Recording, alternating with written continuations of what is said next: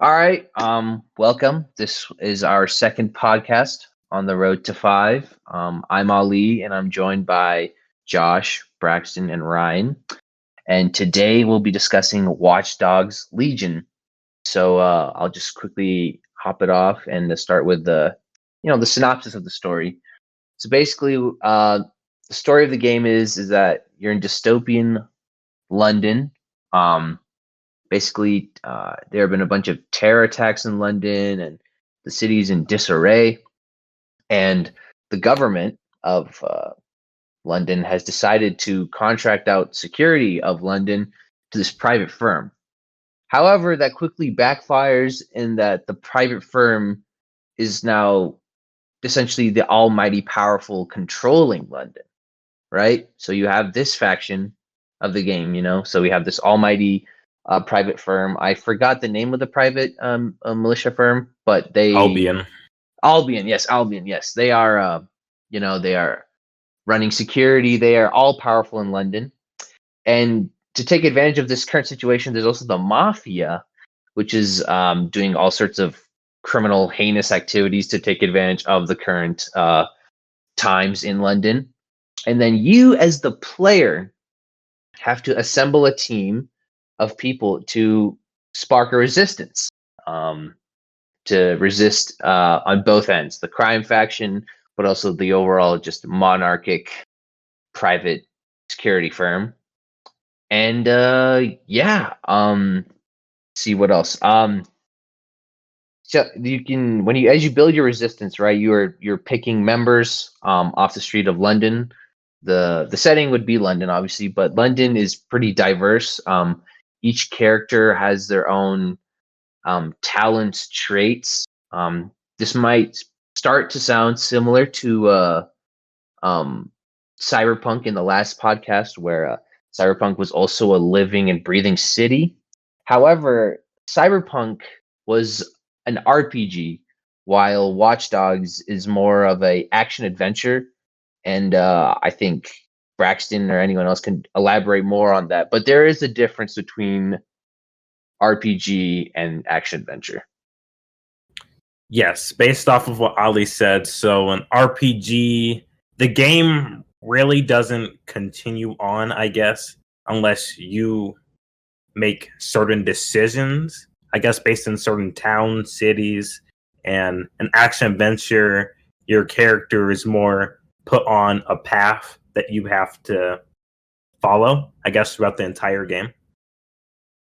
Yeah, I think how I see it is that, like, in an RPG, like, you choose a character, but also you choose the path that this character follows.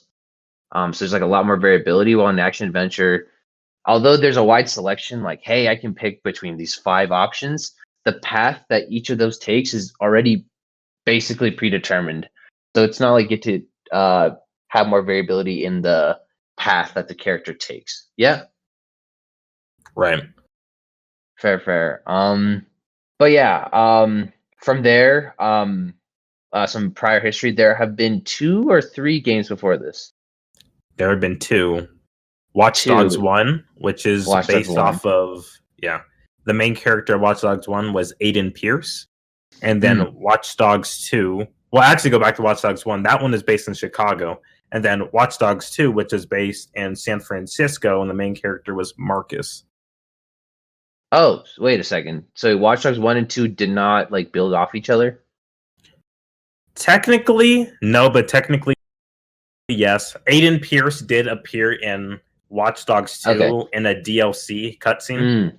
And Aiden Pierce will also appear in this Watch Dogs Legion as well in another DLC. Oh. But they're not, like, directly intertwined, like, say, maybe, like an Assassin's Creed or something, where it's just like it ties into the next story. They're kind of intertwined because they all work for. So you're like the character you play as. They work for like a hacking group, and they all work for the same hacking group, which is DedSec. So, Fair. Kind of connected by that, but by like the element of story, but not the it's same not. person. Yeah. Oh, okay, that makes sense. But from what I understand, this game is substantially different how I see it from Watch Dogs 1 and 2, no? Yes, you were correct. Like, I feel like in Watch Dogs 1 and 2, you were just those main characters. On this one, not only are you assembling an entire team, but there's just a lot more variability in what you can do. I think, especially in Watch Dogs 1, it was really heavily hacking focused. Well, this one definitely has more of a story component, if I am to be understood correctly. Yes, and Watch Dogs 1, it was, well, comparing Watch Dogs 1 and Watch Dogs 2 had quite a bit more hacking, lots more puzzles in Watch Dogs 2. Watch Dogs 1 also, yeah, it was less hacking than Watch Dogs 2. And I'd say the setting was a little bit darker based off of the main character's story. And in Watch Dogs 2, it was, I guess, more goofy, but serious, kind of serious at the same time. Yeah. I think a key difference to outline was that, like, in those ones, there was hacking. I just go into the whole hacking part. So does anyone want to just quickly explain, like, what did hacking look like? I think some people find it hard to, when you say, "Oh, you're just hacking," right? But what did hacking look like in these settings? So you could basically hack to bend your environment, and what that means is you can alter people's cell phones. Like in some of the videos I saw, if you're driving, you could alter the street, like certain objects that might be in your way, so that you could just move around freely. Fair. I think from what I remember when I played Watch Dogs 1 was that, like, you could alter the traffic light. So say if you're trying to get away from cops, you could change the light so you could just book it through. Correct me if I'm wrong, if that is not Watch Dogs 1. No, you are right. And there's another feature back in Watch Dogs 1, I think it was a blackout. You could black out an entire block. No, it was a couple blocks of the city. Okay, yeah. And then so Watch Dogs 2, I kind of expanded on that functionality. But in this game, this new one, Watch Dogs Legion, I admit there is hacking, but there's definitely a more story component. You are assembling this team. It's not just like, oh, we're just gonna hack our way to the top. You're like assembling this team and finding ways to build this resistance against that what's it, Albion? Yep, Albion, and then the Mafia group, and then there's another group in the hidden in the background that you're also against. Really? Okay, I did not notice that. What's the third group? If I remember correctly, it was Black Sky. Black Sky. Okay. Do we know anything about that or no? I think they're like the counter hacking group. So like you're kind of the good hacking group, and then they're like the bad hacking group. Oh, nice. So you're first trying to fight, the monarchy rule, and you're trying to fight the crime people, and then you also got this ulterior motive hacking group as well. Yeah, like you're the good guy hacking group, like hacking for good, and then they're the bad guy hacking group, hacking to like kill people and steal things and all that stuff. So I kind of picked up that this game is like pretty anti-fascist, so they're really like pushing to show like like a big component was like throughout the story you'll see how the police and the government systems are kind of working against the people, and so the hacking team you're on basically is like trying to override those and like actually help the people out versus the government. And it's kind of interesting, like I kind of looked through the Ubisoft like bio and see what kind of games they kind of, and I'm gonna bring this back around, but they made one game that was like heavily criticized as propaganda for the U.S. Army, and basically it's like these guys were fighting. What was it called? I will get you that name, but basically it was just super criticized because it was supposed to be like this game that pushed people to like fight other foreign countries and like stick with the U.S. Army and kind of like push people to join the U.S. Army. So, thinking about that and thinking about Ubisoft, I was like, this game, like they're really not afraid to take a stance when they're using this platform. So I think with Legions, they're they're also trying to, kind of send like a message for people who are playing the game. Actually, let me double check I feel like I think I know what you're talking about, but was it no, never mind. I guess I can't find the game, but I think that's I think that's kind of cool on Ubisoft's end that they're willing to put their stake on the line to make games that have such such a political stance. I mean, especially if you've seen the trailer, right? Like, what are the first opening scenes of the trailer, right? The main character talks about how he didn't take a stance when the government silenced journalists, and then when it came after a certain faction of people, and then finally when it impacted him, he finally stood up for his cause. Like, this is very much like not reminiscent of society, but like in a way it is, that like someone taking a stance and using hacking to get to their cause. I think it's interesting that Ubisoft went with this way, especially if they did get backlash from a game for being too political. I think it's interesting that they went with this route once again, where it's somewhat political, but Right. who knows? And I mean, my guess is that, they've kind of learned what things like what kind of messages they should be sending throughout their games. And it's actually a Tom Clancy game, but Oh, Tom Clancy. Yeah. Okay. yeah. So yeah, I think they're trying to like send a more positive message this time. Like for all Londoners, what does it mean to be, a true like Londoner. person? Yeah. Yeah, a Londoner. Yeah. That's fair. What else was I gonna say? So this game I believe has released, correct? That is correct. It has released. It has dropped. For current gen. Next gen is next week. If you have Xbox, you can get a free upgrade. But if you don't have an Xbox, you have to pay for the full game price again on PS5. Oh Lord! All right. So quickly to recap, current gen would be PlayStation 4, Xbox One. What else? What else would be current gen? That's pretty much it. Right? Or what is this Switch current gen? Yeah, it's PC, I current guess, gen, but Right. And by next gen, it'd be the newer consoles that are coming out. So we have in 2020, we have the PS5 coming out, the Xbox Series X. Series X. They all honestly have the same names. But these would be next gen. So you're saying that the current gen one has come out already, correct? Yes. And then the next gen ones are coming out when those later on. Correct. Yeah. Okay. But then, so what'd you say about Xbox? The free upgrade part? So Microsoft has a thing on all their, I guess, games coming out this year, next year. They have a free upgrade option. So whenever you buy something on the current console, you get a free upgrade to the next console.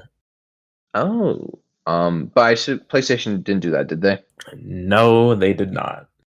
See, I think this is a little off topic from Watch Dogs itself, but this concept of allowing, when a new gen console's coming out, allowing someone to buy the game and getting a free upgrade once the new console comes out. I think it depends on the developer more than the console, in my opinion. I think it's interesting that maybe Ubisoft didn't do the PlayStation one because FIFA. Now I'm drawing on my experience. FIFA is for all platforms. They're allowing a free upgrade. So like I bought FIFA 20 on my PlayStation 4, and they're allowing me that once I get the PS5, it'll be a free upgrade. So it's regardless of Xbox or PlayStation. I think it's interesting that why the Xbox platform is allowed to have the free upgrade while the PlayStation one, it doesn't seem like there is. Any thoughts on that? I think it also depends on Sony because I don't know. Sony's a little greedy, I'd say. They want to keep their exclusives and have that type of stuff be their main key point to have people buy their consoles, I guess. So Actually, they don't hold really on. care about. Before I cut you off, I just wanted to quickly. What are exclusives for people that don't know? What are exclusives for a console? Right. So exclusives are games that only that console can get. So let's say for PS4, they had like God of War, Spider-Man, Sekiro, if I remember correctly. Yeah. So these games would be only on the PlayStation. So if I were to buy an Xbox, I wouldn't be able to play these games, correct? Correct. Correct. But then there's other games like, say, this game I assume isn't exclusive, correct? Correct. So this one, it's available on both platforms. There's no exclusive. So anyways, back to your key point. I just wanted to just double check about exclusives or not. But so yeah, why'd you think that? You really think Sony being greedy and relying off exclusives is the only reason? Yes, I think that is the main reason, for sure. Really? Yeah, that's kind of always been the selling point of PlayStation consoles. Is just the games that they have exclusively, and then contrast that to the Xbox. It's always been more of like a multiplayer experience for the Xbox, which is not. Yeah, so they have a lot more games, basically. Yeah. Right. I was also going to note that the reviews for Watch Dogs Legion have been pretty poor recently. Really? I've looked. Yes, Yeah. they're mixed. I'd say. Yeah. 7-8 range. What are the reasons? The user scores are worse even too. Really? Oh no! Really? Yeah. So on Metacritic right now, looking at the PC side, the Metascore, which is out of 100, is 76 for the game, and that's by like journalists, and then the user score is 5.2 out of 10. So there's been a lot of people talking about how the game runs really poorly and there's a lot of bugs and things like that, and that's common over all the platforms that it's on. So Yep. There's bugs. Really? Yes. I have seen NPCs are walking through walls. They're sometimes in the air. It's also seen people say really? the performance is awful in the game. So even with the best PC on the market, they can barely run the game. Right. I saw that with next gen, Watch Dogs Legion is only able to run at 30 FPS with ray tracing on, but all other games with next gen are 60 FPS. That's the only game with 30 FPS. Wait, it's running at 30. This has also been an issue in the previous Watch Dogs games. Like the last one, the trailer for the game looked incredible and the graphics were insane. And then when the game actually came out, it was definitely downscaled. So yep, I can agree with that. Yeah, it's been a common issue. What key does frames FPS have to play into just overall gameplay for people that don't really play? So I'd say the smoothness of the game, the transitions, how it looks. It's the main points, I guess. So what does that mean, frames per second? Like it's like a loaded term. What does that mean? Like it's like what does that mean? How many frames per second? Like do you want more, want less? Like what does that mean? Yeah, so frames per second, it's basically how many times an image is changed per second. So if you ever done those little like flip book things or something like that, that's like an example of a frame. So each page is a frame, and the more you have, the smoother it looks. So yeah. Fair. So if you have 30, it'd be more choppy than a 60. And then if you went to like 120, it'd be even more smooth, right? Yeah, exactly. Fair. But I'm kind of shocked about the bugs because this game was teased June 5th, 2019. An announcement was made like a year later, March 6th, 2020. And this dropped in October. Like they've had a good amount of time. Why the bugs? Right. And there was also a delay as well. They had a delay on the game. Yes. And the game still comes out buggy. Really? So then when did the delay occur? Do you remember? Yes, the delay, I think it occurred in June because it's usually around the time they drop their games for Ubisoft. Oh, okay. Huh. I think that's interesting. I mean, if you remember from our previous discussion with Cyberpunk, we were talking about how many times did Cyberpunk get delayed? It's been delayed twice now or 3 times? I think Yeah, it's just 3 got delayed times. again. So Oh, okay, so it got delayed again. yeah, since our last episode, it was delayed again. Oh yeah, quick update on the Cyberpunk's discussion. It has been it's been delayed one more time. Yeah. I think that's interesting though. Like if we can compare and contrast situations that developers are going through, right? Cyberpunk have been delaying it, right? And we were talking about that. Oh, maybe this will impact customer base, right? That oh no, you keep delaying the game. What is wrong with you guys? You guys teased us that we are gonna get it by this, but now it's this. Now it's delayed again. But at the same time, like look what's happening with Watch Dogs. Like, it came out relatively on time, minus a delay, but it came out buggy. So I Right. think It's like, I what's take the back my trade-off? opinion. Yeah, right. I think it's a trade-off, and I remember saying last podcast I said that it'd be more worth it to just keep a delay more than to come out with a crappy product, and I think this is a good example of that. Right. Let's hope Cyberpunk will be able to fulfill on their promises, I guess. Yeah, I think honestly at the management level though, like because right, we obviously know that management decides when they're going to delay it, and they kind of do all this analysis. Do you think the developers knew as they're dropping the game that it is buggy as heck? Yeah. I mean, yeah. Yes, they did. You can tell when playing the game in any form or state of the game that there's bugs about it. Really? Mhm. Then why would a company do that? Like, why? Do you know what I'm saying? Like, why would you push a faulty product to market if you know it's faulty? You know? To make quick money. Yeah. During this pandemic, I'm pretty sure all game developers have been having problems with finishing up their products, I guess you could say. Right. So they're just trying to make money to fill those, I guess, wages they have to pay for their employees. That's fair. But I think, I mean, at the same time, yeah, they could incur, like, if they delay one more time, right, they incur a little more wages, but I feel like that is minute compared to the substantial revenue they could make if it's a actually well-made game. You know what I'm saying? Right. Like, compared to Watch Dogs, like, they they delayed it and then dropped it almost on time. But it's not a good game though. Like if it's buggy, do you think people will buy it? Like what's the point of dropping it on time if it doesn't work? Like that will impact your revenues, no? Yes, Yeah. without a doubt. Definitely. So shame on Ubisoft on that one. But Yeah.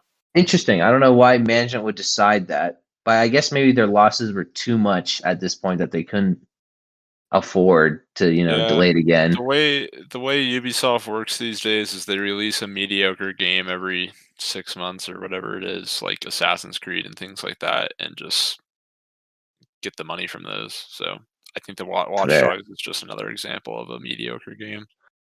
I mean, it's similar to like iPhones, they have like how they make them are like TikTok cycles, so it's like iPhone 11 is like 10 or 11 look almost identical. Then it's like, Yeah. iPhone 12 is the changing one, and then it's gonna be the same. And it's gonna be the Yep. next one's gonna change. So I guess this is like their off cycle. They're dropping like a bang average game, but then the next one that'll hit. Right, Fair. and so their next game from Ubisoft will be Assassin's Creed Valhalla. Yeah. Oh, So we'll have to I'm see how expecting that one does. Yeah. Okay. Uh-oh. So we're expecting that one to be like the talk, the one that's the actual hit. Yeah. Correct. Yeah. Honestly, this is not like a watchdog thing, but what I'm confused is why do game makers, right? they make cinematic trailers, which are different from gameplay footage trailers. Um, just to break it down, like gameplay footage trailers are just like is footage of gameplay, like actual gameplay, like people playing, how the game actually functions. But then there are cinematic trailers, which um they show off the game, but it might necessarily not be gameplay. It might just be cutscene footage and just a lot of nicer graphics to make the game look nicer. Why do Nicer than it why do they do actually that? is. Right? Like the Watch Dogs one, the cinematic trailer looks smooth, clean, enticing, but then the gameplay looks different. Like, why do companies drop these cinematic trailers if it's not the true gameplay? You know? Because it makes people want to buy it. It makes Right. him hype. They Yeah. The Makes the marketing game look good. strategies. Yeah, I guess. I feel like at some point, that's not false advertising, but just doesn't that just set you up for failure? You're promising this Yeah. thing that remotely does not look like that. Like if I'm promising a game and it doesn't look like that, and then when I drop the game, what are people gonna think? hmm Perception. But fair. Um, True. There's one mode I wanted to talk about. It's called the permadeath mode. Have you all heard of it? hmm correct. Yes. So let me hear some of your ideas about it, and maybe here's a question to push for more conversation. But as like creative as it might seem, how might this option fail or succeed? what Well, is permadeath? Like, want to explain what is the permadeath mode? Yeah, basically the permadeath mode is so from the beginning you have an option of using any type of characters. They all have like their own skills and traits. But with the permadeath mode, when you're in a mission and let's say you die, that character is eliminated and you can't use that character anymore. And I think Oh, so they don't if respond. They're right, done. they don't respond, they're done. And their whole thing is to push for this more quote unquote realistic point of view. Uh, yeah, I just want to hear your thoughts. I think it's not a bad idea, I'd say, because it gives you a little more tension when you're playing the game, I guess. Because if you don't have it, you get captured or you go to the hospital, whatever, I can get that character back. But if that character dies, you're like, dang, I just lost a really good character and I can't use them ever again in this playthrough. Yeah, I think True. it makes you think more too. Like you can't just run into things without planning, and which I think is an interesting thing for some people, and some people like to just be able to do whatever they want, not have to worry about the consequences when they play. So I it's an think interesting it idea. Yeah, depends on what level of, not gamer. Well, yeah, like how skilled you are, right? Like if I'm just starting off, like a new person to this game, there are some games that when I started, if I didn't have the NPC, non-playable character, the computer, if they had not respawned to save me, I honestly would have quit. Like without their support, it'd be really hard. So if say if I'm a beginner and I actually lose a character, like this game just got 10 times harder. It's not like I'm already struggling. On top of right. that, I just lost this another character. Great. But then at the same time, it provides a challenge, for people that are more skilled that, hey, oh, I just lost this person. Gotta get on it, But I think it's kind of like a hit or miss. It depends on what level of gamer you are, no? Yeah, and I kind of like how the game is. Well, first of all, I don't know if you have seen, but there's like with fall damage, there's little to none. So you're driving on a motorcycle and you jump off. You're not gonna just die like in Grand Theft Auto. Yeah. Um, and when you're in a mission and you're like shooting, you're in shootout and you get shot a couple times. You duck for a little bit. You let your health come back to normal pretty quickly. I'll say that. So personally, I think this would be really cool. But you know, every character having like a different skill and a different trait. If my favorite character dies, then you best believe I'm probably gonna quit the game. because I don't want to play with an average character. That's just, what is the balance between realistic gameplay and like futuristic gameplay? This game is pushing for, like a futuristic gameplay. Like what would happen if we are in this society that uses a bunch of technology, but then that we have consequences of reality? Like, it's kind of weird. Yeah. I think honestly, this low key, this might be unpopular opinion, but I don't honestly see the application of this in this game. If anything, the application of this feature would look more suitable in say a Call of Duty. Hear me Right. out, right? Like a Call of Duty, right? You're running and gunning, you're doing the task, right? And you lose a teammate. Super realistic, right? It's not like each person has like a really different task and skill sets, right? We're all just shooting people, going to go finish the task, right? Well, in this game, like each person has their own abilities. Yeah, like if I lose someone, then I've lost a key component, and Right. that can be truly challenging compared to like a Call of Duty. Like we all essentially have the same role. We're just going to go maybe resave a hostage or something. Like if and in warfare you do truly lose people, so that would add the realistic element, and it's not like you lose functionality, if that makes sense. Yeah, I definitely agree. I guess we'll see how this pans out when we play it finally, if we play it. Yeah, if we play it. Yeah. Honestly, I'm still shocked that it was delayed and still came out with bugs. Do you think the bugs will be? I assume they'd have to be fixed for the next gen. Yeah, on next next gen, probably next patch, probably they'll fix all the bugs. Do you think that game producers such as Ubisoft and others have put mediocre effort into the current gen, allowed for bugs to occur because they're putting more effort into the next gen consoles that are coming out right now? That could be a possibility. Could Always, be. but Yeah, I think the other thing is like their cost of making a game completely perfect and without bugs, just because of the size and the scope of their games is just almost impossible. And so they probably have like a level where they're like, okay, it's good enough, like we can just go for it. Fair. But then why don't they just increase the level? You know what I'm saying? Like if people right Money. now are complaining, right? I guess that makes sense. Yeah. Like if people are complaining right now, I can only imagine when the next gen one comes out, right? Mhm. Like why not set the level a little bit higher so that not even on release day there are bugs, maybe because there's always bugs, right? But they might be like abstract ones, like, oh, if you go to this part of the map and you do this, you're gonna jump through the wall. Like, okay. But these are like fully functioning, like critical bugs. These aren't weird bugs with the like, oh, if I ran through a wall. This is like the NPCs, the characters you play with, have issues. So I don't know. I don't know why they don't set the level higher, but this is a pretty big bug compared to maybe others. Yeah. Yeah. And same thing with the performance issues.